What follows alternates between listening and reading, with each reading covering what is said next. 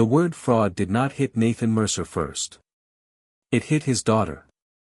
Claire Whitmore said it in the center of the Aurelian Defense Systems lobby, where sound traveled cleanly across marble floors and glass walls and left nowhere for a man to hide. 40 security officers stood in 2 controlled rows beneath the pale morning light, each one wearing a dark suit, a polished badge, and the expression of someone paid to notice danger before it became visible. Behind them, camera feeds moved silently across a wall of screens. Government observers waited near the reception desk. A line of executives stood beside a black glass conference table set up for the final security review before the largest defense contract Aurelian had ever chased. Nathan stood at the edge of it all in a faded blue button-down shirt with the cuffs worn soft from years of washing, a temporary contractor badge clipped to his chest, and his right hand resting lightly on the shoulder of his 7-year-old daughter, Emma. She held a white stuffed bear named Milo against her coat with both arms. She had been quiet since they walked in, because Nathan had told her this building was important and important rooms required calm feet and listening ears. Then Claire looked down at the tablet Derek Vance handed her, looked back at Nathan, and said, "You are a fraud." The lobby changed shape around the sentence. A man in the second row lowered his eyes. Someone near the camera wall stopped typing. Derek stood half a step behind Claire with the practiced stillness of a man who had arranged the moment before anyone else understood what it was. Claire did not shout. She did not need to. She was 29 years old, polished, controlled, and accustomed to having a room understand her before she finished speaking. Her black blazer was tailored sharply enough to look like armor. Her voice carried the kind of certainty that made other people question themselves first. "This company does not tolerate forged credentials," she said. "Especially not on a day when federal observers are inside this building." Nathan did not look at Derek. He did not look at the officers watching him. He looked at Emma first. Her fingers had tightened around Milo's ear. Her face stayed still in the brave, careful way children use when they are trying not to embarrass their parents. That hurt him more than the word. He moved his hand from her shoulder to the back of her coat, not pushing, just reminding her he was there.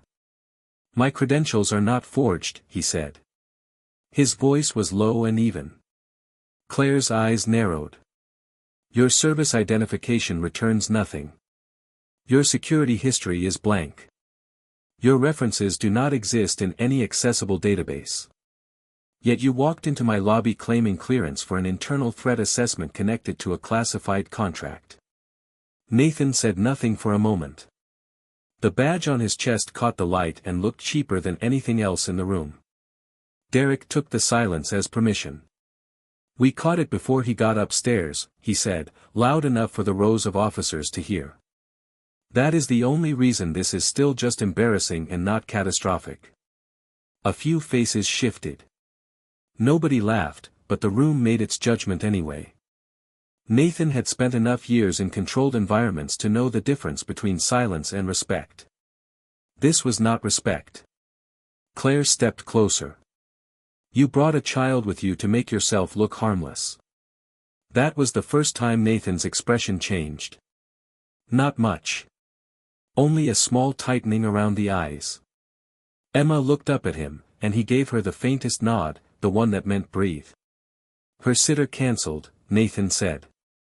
"I was told to be here at 8. "You were told nothing by this office," Claire said.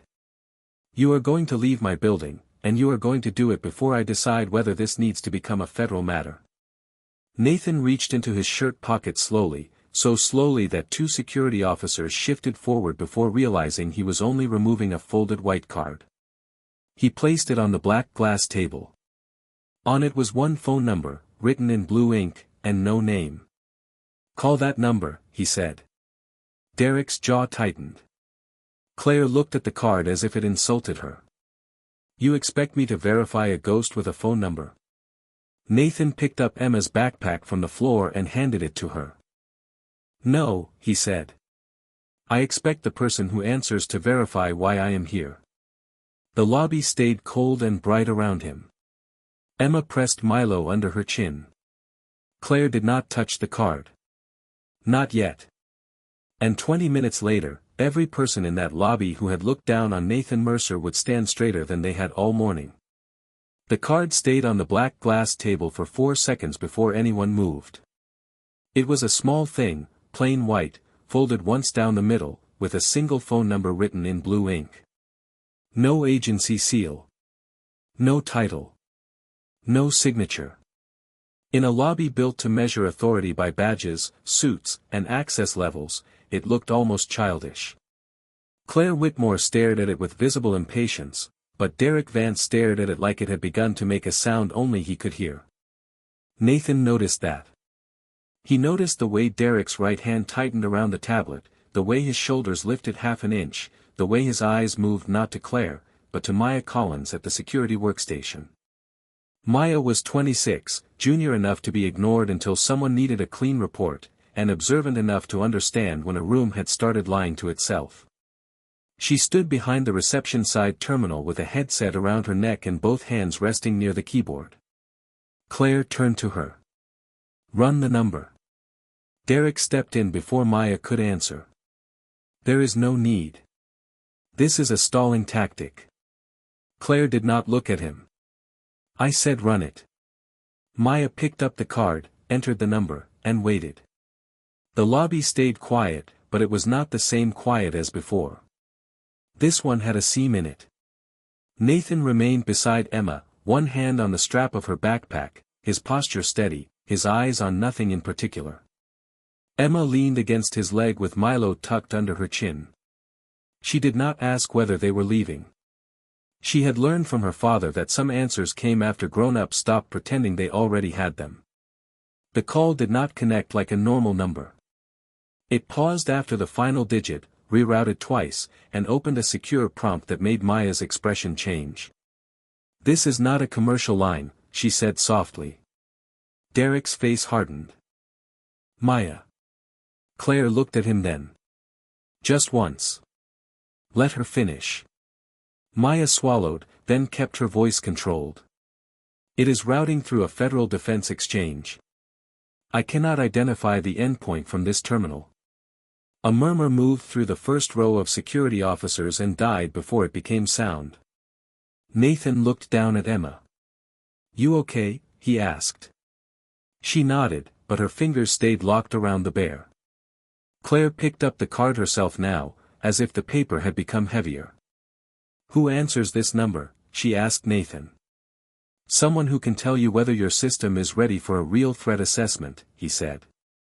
Derek let out a short breath through his nose. "This is ridiculous. A federal reroute does not validate him. It may validate that he copied a restricted contact from somewhere he should not have been." Nathan did not respond. Maya was watching her screen again. A second window had opened without her touching it. "Access restricted. Verification pending." Then another line appeared, not readable to the room from a distance, but enough to drain color from her face. Claire saw it. "What is it?" Maya hesitated. The request triggered an external confirmation. "From where?" Claire asked. Maya looked at Nathan, then at Derek, then back to Claire. "Pentagon Liaison Channel." The air changed. Not dramatically. No one gasped. No one stepped back. But every person in the lobby stood a little differently, as if the floor beneath the story had shifted. Derek moved closer to Maya's workstation. "Disconnected." Maya's hand froze above the keyboard. Claire turned fully toward him. "Why?" Derek recovered quickly, but not perfectly. "Because an unverified outside channel on a classified review day is a liability. We have observers here. We have contract materials in the building. We should remove him, secure the terminal, and report the incident through official procedures." It was a good answer. Clean. Professional. Almost convincing. But Nathan had spent too much of his life listening to people hide fear inside procedure. Claire had too, though she hated realizing it in front of him. She looked from Derek to Nathan. Nathan was not pleased. He was not smug. He looked tired, mostly, the way a man looks when the truth is finally moving but still has to pass through people who should have opened the door sooner. Emma shifted beside him and whispered, "Dad, did we do something wrong?" The question hit the lobby harder than Derek's accusation had. Nathan lowered himself slightly, keeping his voice gentle. "No, sweetheart. We told the truth. Sometimes that takes longer." Claire heard it. So did Maya. So did the officers who had already decided he was a liar 5 minutes earlier. Before anyone could speak again, the front security doors unlocked with a soft mechanical tone. 2 black vehicles had stopped outside the glass entrance. A uniformed aide stepped out first. Then another. Then an older man in a dark formal military uniform moved toward the building with the calm of someone who did not need to hurry to be obeyed. Maya looked at the incoming identification on her screen and went completely still. Claire followed her gaze through the glass. Derek lowered his tablet. Nathan did not move at all. He only took Emma's hand. 20 minutes had not passed yet. But the general had arrived early. Aurelian defense systems had been built for moments that were supposed to feel controlled. Every inch of the lobby said so. The glass walls rose 3 stories high and reflected the city in clean vertical lines. The marble floor was pale enough to show every footprint. Cameras sat in the corners like small black eyes. Beyond the reception desk, a wall of silent monitors displayed camera feeds from loading bays, elevator banks, server corridors, rooftop doors, and the restricted floors above. 40 security officers had been brought in that morning for the final internal review before the company signed a defense security contract large enough to carry Aurelian for the next 5 years. There were former federal agents in tailored suits, private protection specialists with quiet hands, cyber risk consultants with polished tablets, and government observers wearing visitor badges that gave them the right to say very little and remember everything. They were all paid, in one way or another, to notice threats before those threats became expensive. And still, almost none of them had noticed Nathan Mercer. That was the mistake the building made first. He had arrived at 7:53 with Emma beside him, holding her backpack in one hand and Milo the white bear in the other. His shirt was clean but old at the collar. His shoes had been shined, but the leather had creased in ways expensive shoes did not.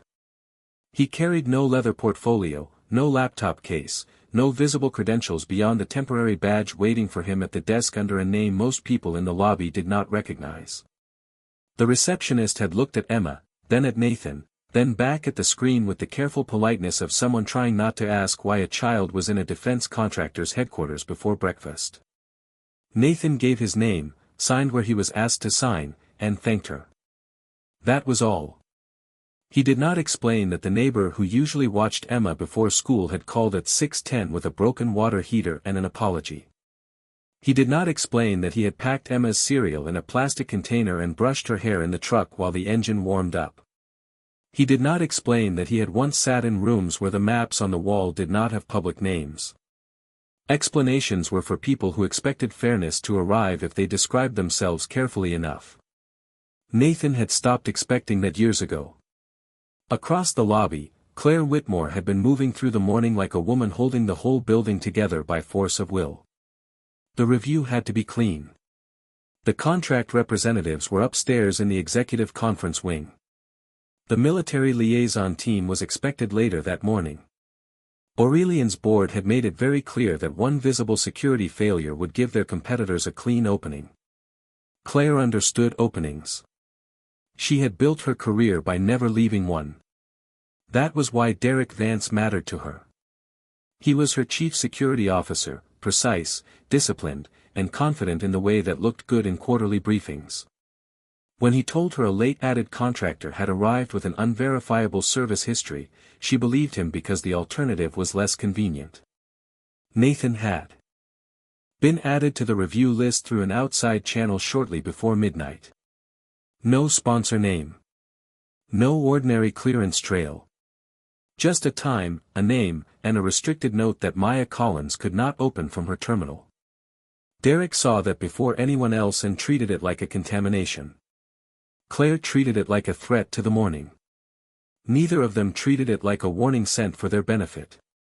The first assessment had begun at 8:17 on the lobby monitors, a simulated breach map of Aurelian's first 5 floors. The officers were asked to identify the obvious access risks: an exposed service elevator, a blind corner near the loading dock, a cloned vendor badge planted in the footage. Most of them found 2. A few found all 3. Nathan stood near the back with Emma beside him and said nothing until Maya, following protocol, asked every participant for final observations. He looked once at the screen. "There is a 4th route," he said. Derek turned before Maya could answer. "There is not." Nathan pointed, not dramatically, just enough. "If the maintenance badge opens the west stairwell, the person does not go up. They go down 1 level, cross through record storage, and take the freight lift from the inside. Server corridor in 6 minutes if nobody stops them." The lobby went quiet in the wrong way. Maya checked the map. Her face changed first. Claire noticed. Derek noticed Claire noticing. Nathan only looked back down at Emma, who was drawing small circles on Milo's paw with one finger, waiting for grown-ups to decide whether her father had done something right or something dangerous. The 4th route should not have existed, not because the building was perfect, but because Aurelian Defense Systems had spent 18 months telling itself that it was. Maya Collins pulled the breach map wider on her workstation, tracing Nathan's path through the basement records corridor, past the old storage cage, beneath the west stairwell, and into the freight lift access that most of the room had treated as inactive because the diagram said restricted. Restricted did not mean sealed. Nathan knew that. People who had watched real systems fail knew that. Derek. Vance stepped beside Maya before anyone could ask the next question. "The freight lift requires dual authorization," he said. Nathan looked at the screen. From the outside. A few heads turned. Derek's jaw tightened. "That detail is irrelevant to the simulation." "It is the simulation," Nathan said. He did not raise his voice. He did not move closer to the table. Somehow that made the correction feel heavier. Claire stood with one hand resting against the edge of the black glass table, watching the room react to a man it had already decided was a problem. She did not like being surprised in public. She liked it even less when the surprise made her chief security officer look slow. "Explain it," she said. Derek looked at her quickly. Nathan did not. His eyes stayed on the monitor. "The cloned vendor badge does not need the elevator bank. It only needs one door that trusts the badge reader more than the person using it. The west stairwell camera has a 4-second obstruction every time the lobby service door opens. The person enters during the obstruction, goes down instead of up, crosses record storage, and uses the freight lift from the inside panel. Your system logs an internal movement, not an entry breach." Maya checked the camera loop. Her fingers paused. "There is an obstruction," she said quietly. Derek turned to her. "A reflection." "For seconds," Maya said. "Every time the door opens." The lobby was full of people trained not to look impressed unless someone senior allowed it. So no one looked impressed. They looked uncomfortable instead. Claire's eyes moved from Maya to Nathan. For the first time that morning, she studied him instead of his badge. He had not offered a resume. He had not mentioned rank, agency, or clearance. He had looked at a system for less than a minute and found the path beneath the path. That should have mattered. But Claire was still angry, and anger is often the last place pride hides before it has to leave. Derek sensed the shift and cut into it. "Anyone can invent a route after seeing a map," he said. "It does not make him qualified. It makes him disruptive." Nathan finally looked at Derek. "Then run it." The sentence was so simple the room almost missed the challenge inside it. Maya looked at Claire. Claire gave one short nod. Maya restarted the simulation from the cloned badge event. On the screen, the avatar moved toward the west stairwell, entered during the camera obstruction, descended one floor, crossed the records corridor, and reached the freight lift access. 4 minutes passed in the simulated clock. 5. At 5 minutes and 48 seconds, the avatar reached the server corridor. 6 officers in the front row stared at the screen. One of them slowly lowered his tablet. Claire said nothing. Derek's face did not change, but his fingers tightened around the edge of his device. Nathan glanced down at Emma. She looked up at him with a question in her eyes, not about security or simulations, but about whether he was in trouble for being right. He gave her the smallest shake of his head. No. Not yet. Maya's voice broke the silence. He is correct. The route works. The words should have ended the argument. They did not. They only made Derek more careful.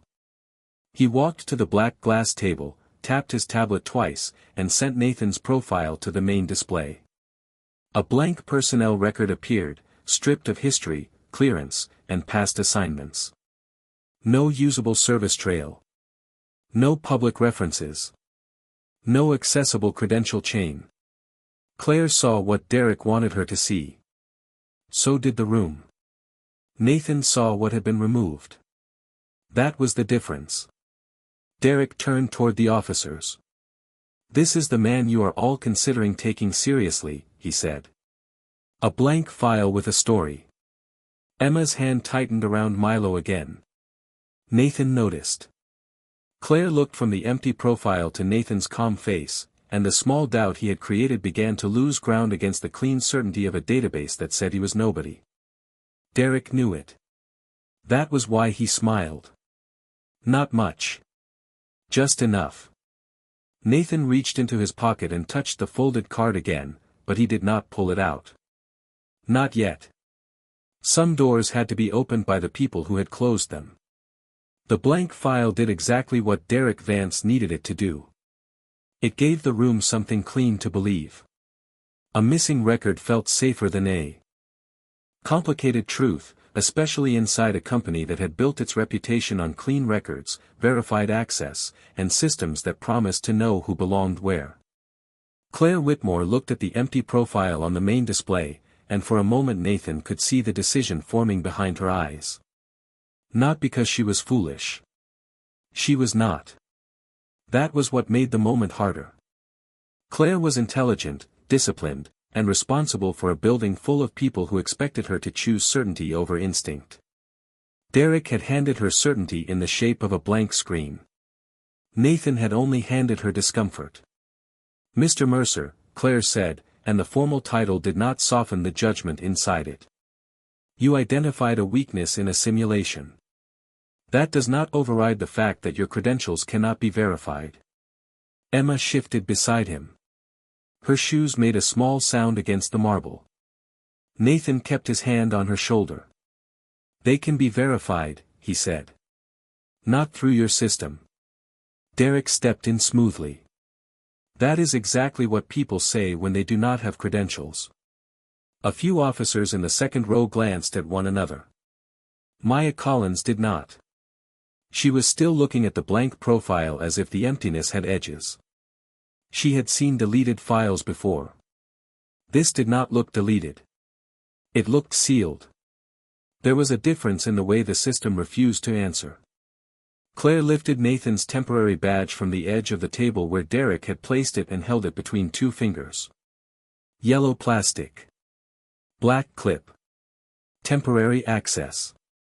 The cheapest object in the lobby. This badge was issued because someone added your name overnight through a restricted channel, she said. No department head claims responsibility.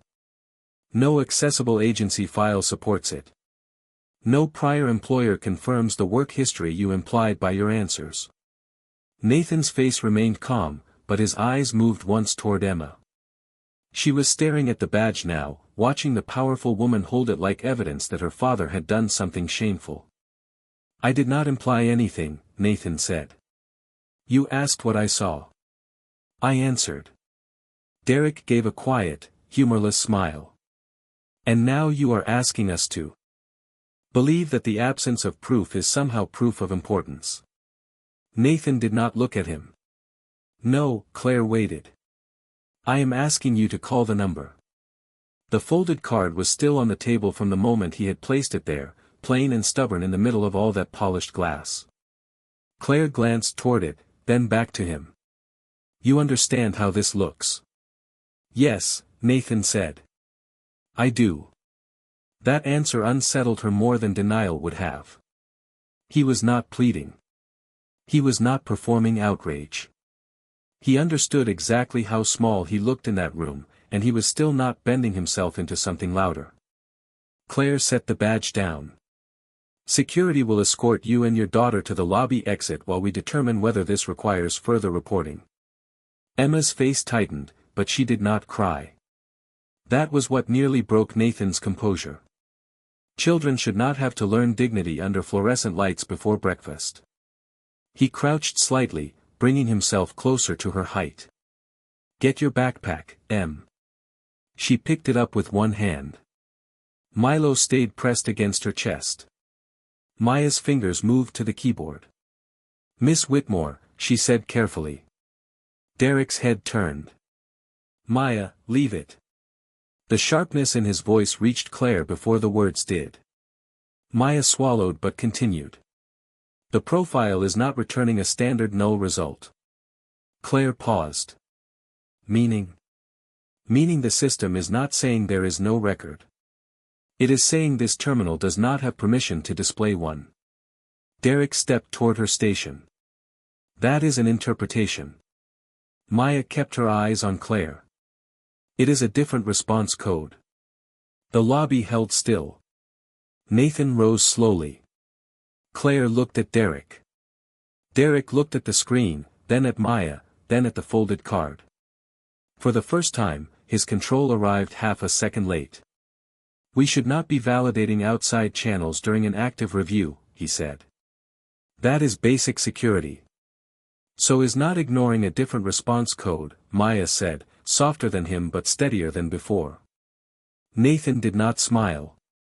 He only watched the room begin, finally, to doubt the clean story it had been offered. Claire reached for the card.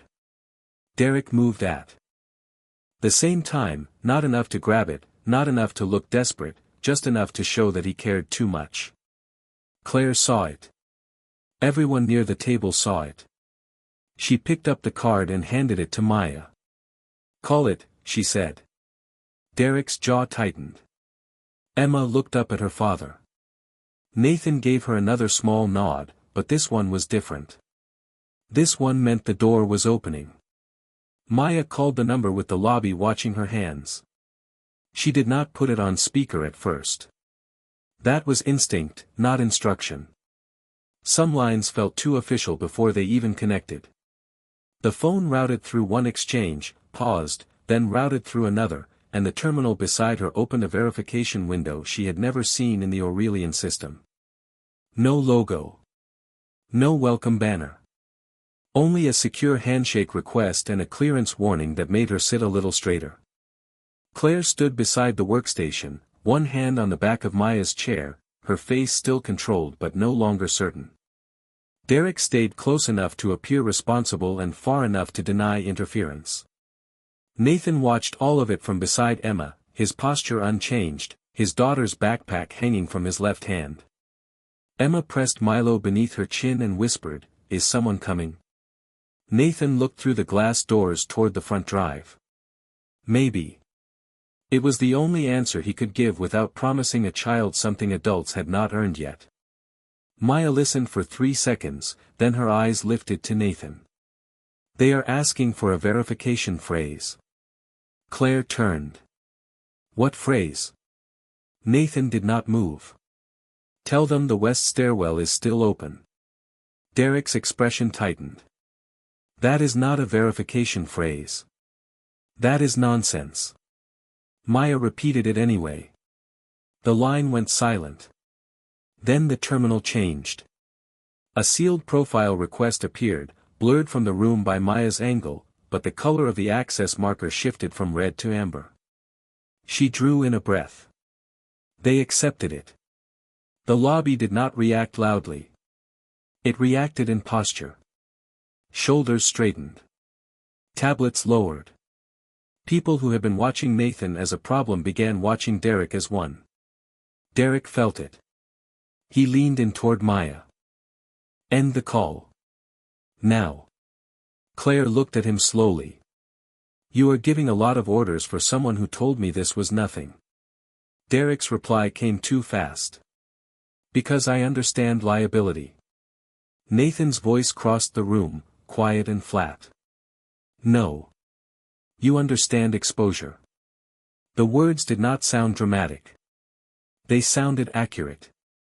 Derek turned toward him. You should be very careful. Nathan rested Emma's backpack on the floor and placed one hand gently behind his daughter's shoulder. He did not step back. I have been careful all morning. Maya's headset crackled softly. She listened, nodded once without realizing it, then looked at Claire.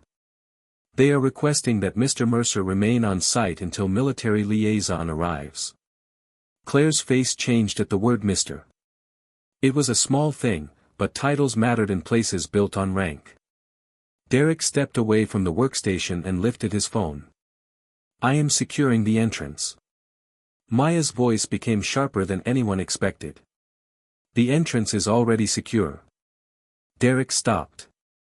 That was the first time the room saw him lose control of the rhythm. He recovered, but the stumble had happened.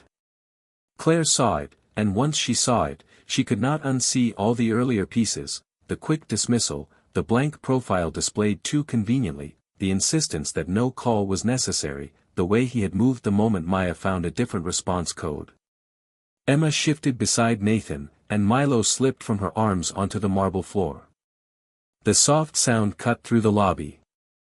Nathan bent down, picked up the bear, brushed one paw with his thumb, and returned it to her. Still with me? He asked. Emma nodded. Her voice was tiny. Are they mad at you? Nathan looked at Claire for 1 second, then back at his daughter. Some people get upset when the truth takes longer than they wanted. Claire heard that. It landed where her confidence had been. Before she could speak, the front doors unlocked with a clean mechanical tone. 2 black vehicles sat outside the glass entrance. A uniformed aide stepped out first, then another, both moving with quiet purpose. The older man who followed wore a dark formal military uniform with 4 stars on each shoulder and a face shaped by years of rooms where no one wasted words. The lobby stiffened before anyone announced him. Claire straightened. Derek lowered his phone. Maya stood without meaning to. Nathan only took Emma's hand. General Robert Harlan entered beneath the tall glass doors, his shoes sounding once on the marble, then again. He did not scan the executives first. He did not ask for the CEO. His eyes found Nathan across the lobby, and the expression on his face was not surprise. It was recognition. General Robert Harlan did not need anyone to announce him. The lobby announced him by going still. 40 security officers straightened in a single uneven wave, not because someone ordered them to, but because old instincts recognized rank before protocol caught up. The government observers near the reception desk stopped speaking. Maya Collins stood beside her terminal with the headset still in one hand. Claire Whitmore turned toward the glass entrance, her face composed by habit, but her eyes told the truth faster than her posture did. Derek Vance looked from the general to Nathan and then down at his phone, as if the device might offer him a smaller room to stand in. Nathan did not move. He kept Emma's hand in his thumb resting gently over her knuckles, steadying her without making a show of it. Emma looked up at the older man crossing the marble floor, then back at her father. She had seen adults treat her father as tired, ordinary, inconvenient, quiet. She had never seen an entire lobby change because someone else recognized him. General Harlan stopped 6 feet from Nathan. He was in formal military dress, dark jacket sharp across the shoulders, rows of ribbons controlled and exact, 4 stars visible beneath the cold lobby light. He looked older than the photographs that hung in briefing rooms, but not weaker. Some men carried authority like volume.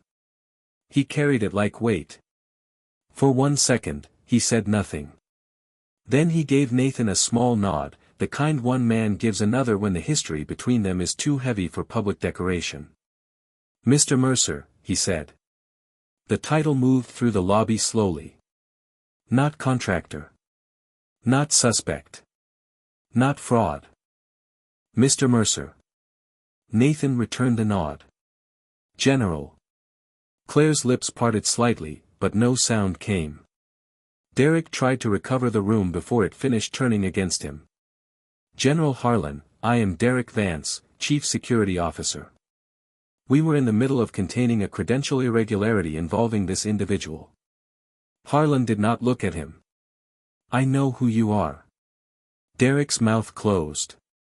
That was the first time all morning someone else had taken his sentence away from him. Harlan's eyes remained on Nathan. "I received the verification request. I came because the phrase attached to it was not supposed to be needed by a company that claims this building is secure." Claire absorbed that quietly. The west stairwell. The route Nathan had identified. The flaw Derek had dismissed. Harlan finally turned toward her. "Miss Whitmore." "General," Claire said. "We were not expecting you until later." "Clearly." He looked around the lobby, not with curiosity, but with assessment. His gaze crossed the officers, the monitors, the government observers, the black glass table, the blank profile still displayed on the main screen. Then it came to rest on Emma, who stood beside Nathan with Milo held tight against her coat. Harlan's expression softened by one careful degree. "You must be Emma." Emma looked at Nathan before answering. Nathan nodded. "Yes, sir," she said. Harlan gave her the same grave respect he might have given an adult in a smaller room. "Your father is a very steady man." Emma did not know what to do with that. She looked at her father again, and something in her face changed, not pride exactly, but relief that someone had said aloud what she had been trying to believe while everyone else looked at him like a mistake. Claire saw it, and the memory of her own words returned with sharper edges. Fraud. In front of the child. Derek stepped forward again, more carefully this time. "General, with respect, Mr. Mercer's record is inaccessible. From our position, his presence created a serious verification concern." Harlan turned to him then. The lobby seemed to cool another degree. "His record is inaccessible to you because you are not cleared to read it." No one moved. Harlan continued, his voice even. "That is not the same as non-existent." Maya lowered her headset slowly. The officers in the first row looked toward the blank profile as if it had betrayed them. Nathan remained silent. He had not asked the general to defend him loudly. He had not asked for spectacle.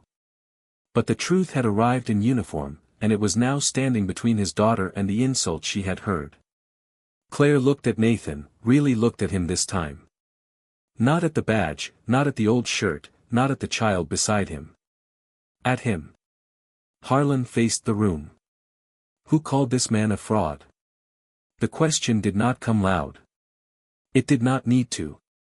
It crossed the marble, touched every polished surface, and returned to Claire Whitmore with nowhere else to go.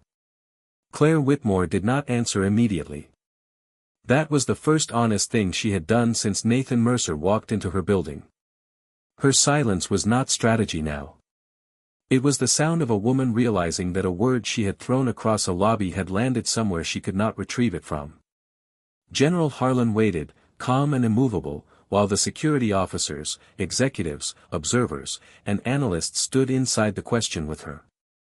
Derek Vance looked at Claire as if willing her to make the moment procedural again, but procedure had already failed him. Maya Collins moved back to her workstation and opened the verification packet that had arrived through the secured channel. Most of it remained hidden behind restricted blocks, but the parts visible to her terminal were enough. She projected the accessible summary to the main display, keeping classified fields blurred and unreadable. A series of security architecture diagrams appeared beside old approval markers and encrypted references. Nathan's name did not appear in bright headlines. It appeared the way important truths often do inside systems that do not care about pride, quietly, in the contributor field of a protocol Aurelian had been using for years. Maya's voice was soft but steady. The perimeter response model we licensed from the Federal Exchange is based on a Mercer origin framework. Several officers turned toward the monitors on the wall as if the cameras themselves had been watching the wrong man. Claire's face changed by degrees. She knew that framework. Everyone in her industry knew it. It was the reason half the federal contractors in the country had redesigned their access layer response procedures after a breach no one publicly described in detail. Derek spoke before the silence could close around him. Framework origin does not prove operational authority. General Harlan looked at him. No. His service does. Derek did not answer. Harlan turned to Claire, not with anger, but with a disappointment that made anger seem easier. Mr. Mercer identified a live weakness in your lobby simulation in under 60 seconds. Your chief security officer dismissed it, then displayed a restricted profile as if absence of access were evidence of deception. That is not caution. That is incompetence dressed as control. The words were not loud, but they moved through the room with the force of something official. Claire looked toward Derek. He held her gaze for half a moment, then looked away. Maya opened the system log from the morning review. Miss Whitmore, she said, there is more. Claire turned slowly. Maya highlighted a sequence of access events. The west stairwell obstruction was flagged internally 3 weeks ago. The report was marked low priority and closed by the security office. Derek's shoulders stiffened. It was a minor visibility issue. Nathan finally spoke. It was a route. That was all. 3 words. Enough to make every security officer in the room understand the size of what had been missed. Maya continued, stronger now. The late addition of Mr. Mercer to today's review triggered a secondary audit. After that, his profile was manually queried 5 times from Chief Vance's terminal before the lobby confrontation. Claire's eyes did not leave Derek. You knew the file was restricted before you called it fake. Derek's expression tightened. I knew it was unverifiable. No, Maya said, and the room noticed that she no longer sounded junior. You knew your terminal was denied access. Harlan looked at Nathan then, as if giving him the choice to say more. Nathan did not take it. He had no interest in turning the lobby into a trial for his own satisfaction. Emma stood close against his side, Milo pressed beneath her chin, watching adults learn what her father had already known. That mattered more than any speech. Harlan faced the room again. Mr. Mercer's full record remains classified. What can be said here is simple. He helped design the response protocol your company relies on. He has served in advisory environments most people in this room will never be cleared to enter. And when he warned you about a weakness this morning, he was not guessing. No one spoke. The lobby had become the kind of quiet that did not need instruction. Claire looked at the blank profile on the screen, then at the security diagrams, then at Nathan's temporary badge sitting on the black glass table. The badge looked different now. Not cheap. Accusing. Derek tried one last time. Claire, we should take this upstairs and handle it internally. Claire did not look at him. No, the word was calm. Final.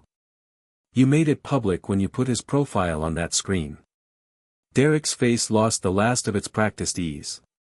General Harlan stepped aside slightly, leaving Claire with an unobstructed view of Nathan and Emma. That was when she understood the full shape of the error. She had not been fooled by Nathan Mercer. She had been protected by him for years without knowing his name, then humiliated him in front of his child because another man had taught her to mistake clearance for truth. Claire Whitmore walked to the black glass table as if every step required her to pass through the sentence she had spoken earlier. The lobby remained silent around her. The officers did not shift. The observers did not whisper. Even the camera wall seemed colder now, its silent feeds moving over loading bays, stairwells, elevators, and corridors that no longer looked as secure as they had an hour before. Derek Vance stood near the edge of the table with his shoulders square, trying to look like a man waiting for a private review instead of a man watching his authority drain away in public. Claire picked up Nathan's temporary badge. The yellow plastic looked small between her fingers, but it had become the heaviest object in the room. She looked at it, then at Nathan, then at Emma. That was where her composure finally changed. Not in a dramatic way. Her face did not collapse. Her voice did not shake. But the certainty left her eyes, and what replaced it was worse for her than embarrassment. It was understanding. "Mr. Vance," she said without turning around, "you are relieved of authority over this review pending board and federal inquiry." Derek's mouth tightened. "Claire, that is an overreaction." General Harlan did not move. He did not need to. Maya Collins kept her hands folded at her workstation, her screen still displaying the access logs that had made pretending impossible. Claire turned then, and when she looked at Derek, she no longer looked like someone asking for advice from her chief security officer. She looked like a CEO reading the final line of a report. "You closed a live vulnerability report. You presented a restricted record as a false one. You tried to remove the man sent here to find the weakness you missed." Derek glanced toward the government observers, then lowered his voice. "This should be handled upstairs." "No," Claire said. "You handled it downstairs when you put him in front of my entire staff." The words landed cleanly. Derek looked toward Nathan, but Nathan gave him nothing. No anger. No satisfaction. No performance. Nathan had learned long ago that some people wanted a reaction because it gave them somewhere to place their shame. He would not give Derek that place. Emma stood beside him with Milo held in both hands, watching the room with wide quiet eyes. She was old enough to know something important had happened and young enough to need her father's hand to tell her it was safe. Nathan gave it to her. Claire set the temporary badge back on the table, carefully this time, not like evidence but like something she had mishandled. Then she walked across the marble floor and stopped in front of Nathan. She did not speak to General Harlan first. She did not speak to the observers. She looked directly at the man she had dismissed and made sure her voice carried to every person who had heard her. "Earlier. Mr. Mercer, I was wrong." Nathan remained still.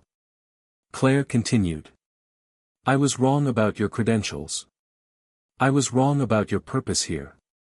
I was wrong to trust an incomplete screen more than the warning you were giving us. And I was wrong to call you what I called you in front of your daughter." Emma looked up at her father. Nathan's face stayed calm, but his thumb moved once over her knuckles. Claire lowered her eyes to the child for a moment, then back to him. "I apologize to both of you."